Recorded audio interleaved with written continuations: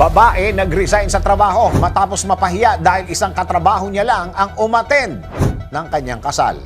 Kadalasang rason sa pagre-resign ay hindi magandang pamamahala ng isang kumpanya sa mga empleyado. Minsan nais lamang magkaroon ng career growth ang isang tao. Pero tila kakaiba ang naging rason ng babaeng ito o sa kwentong ito nang magdesisyon siyang mag-resign sa kanyang pinagtatrabahuhan dahil napahiya raw siya.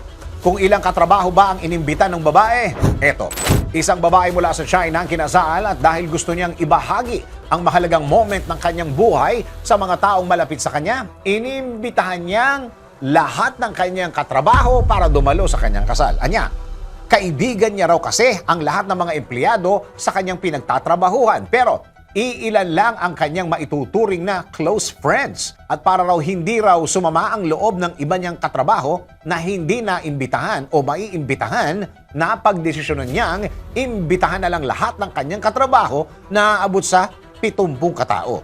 Pero nang dumating ang araw ng kanyang kasal, nalaman niyang mentor niya lang ang dumating at wala yung 69 na iba pa.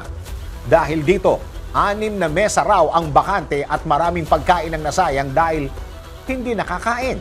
Hindi nga kasi dumating. Napahiya rin daw siya sa harap ng kanyang mga kamag-anak dahil marami siyang inimbita pero hindi naman lahat dumalo.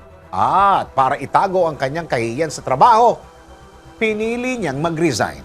Kaya naman nagpadala siya ng condolences card sa kanyang pinagtatrabahuhan na may nakasulat na "I'm sorry for your loss." At ipinaalam niya na magre-resign na siya.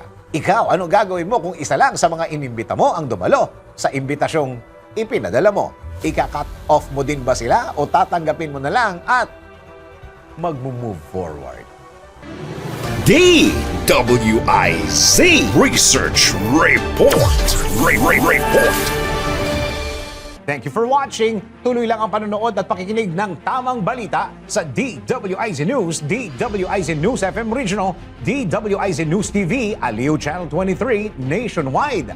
Mag-follow, like, subscribe at i-share ang aming mga social media accounts.